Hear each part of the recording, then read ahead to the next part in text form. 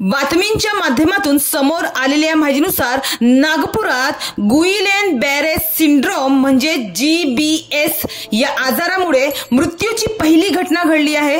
नागपूर शहरातील सरकारी रुग्णालयात उपचारादरम्यान एका 45 वर्षीय पुरुषाचा GBS आजाराने मृत्यू झालाय। त्यामुळे आता आरोग्य विभागासमोरचं आव्हान वाढलं असून नागरिकांमध्येही काहीशी चिंता निर्माण झाली आहे। नागपूर शहरातील पारडी कॉम्प्लेक्स मधील रहिवासी असलेल्या 45 वर्षीय व्यक्तीला 11 फेब्रुवारी रोजी सरकारी रुग्णालयाच्या वॉर्ड क्रमांक 52 मध्ये दाखल करण्यात आलं होतं।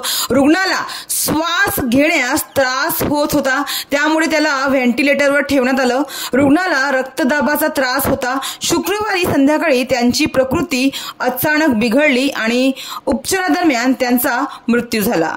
तर नागपूर सरकारी रुग्णालयाच्या औषध विभागाचे प्रमुख डॉक्टर अतुल राज कोंडावार यांनी माध्यमांना दिलेल्या माहितीनुसार सध्या नागपूर सरकारी रुग्णालयाच्या ICU मध्ये GBS आजाराचे 2 रुग्ण दाखल आहेत।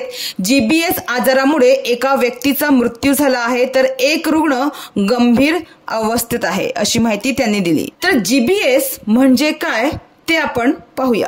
गुइलेन बॅरे सिंड्रोम म्हणजे GBS हा एक दुर्मिळ न्यूरोलॉजिकल आजार आहे, ज्यामध्ये रुग्णाला अचानक सुन्नपणा आणि स्नायू कमकुवतपणा जाणवू लागतो। त्याच्या मुख्य लक्षणांमध्ये हात आणि पायांमध्ये तीव्र अशक्तपणा आणि सुन्नपणा समाविष्ट आहे।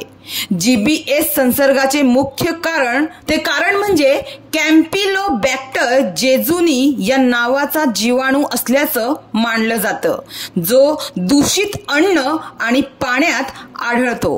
आरोग्य विभागाने विशेषतः या भागातील लोकांना म्हणजे नागपूर शहरातील जे लोक आहेत त्यांना पाणी उकळून आणि गाळून पिण्याचा सल्ला दिला आहे। संक्रमित भागात पाण्याच्या स्रोतांचे निरीक्षण वाढवण्यात आले आहे आणि संशयास्पद लक्षणे असलेल्या लोकांना ताबडतोब डॉक्टरांचा सल्ला घेण्याच्या सूचना देण्यात आल्या आहेत। तर समोर आलेल्या माहितीनुसार सांगलीमध्ये सुद्धा GBS आजारामुळे 2 जणांचा मृत्यू झाला। यामध्ये 14 वर्षाच्या मुलाचाही समावेश आहे। GBS लागण झालेल्या 2 रुग्णांचा सांगलीमधील मिरजेतील शासकीय रुग्णालयात मृत्यू झाला। मिरजेत मृत्यू झालेल्यामध्ये हुक्केरी बेळगाव येथील 14 वर्षीय मुलाचा आणि सांगली येथील 60 वर्षाच्या महिलेचा समावेश आहे। तर पुणे, मुंबई, कोल्हापूर, सोलापूर, नागपूर नंतर आता सांगलीमध्येही GBS मुळे मृताची नोंद झाली आहे। तर राज्यातील एकूण मृतांची संख्या 11 वर पोहोचली आहे। मात्र नागरिकांनी घाबरून जाण्याची गरज नाही। लक्षणे आढळल्यास जवळील शासकीय रुग्णालयाशी संपर्क साधावा, असे आवाहन आरोग्य विभागाकडून करण्यात आलं आहे।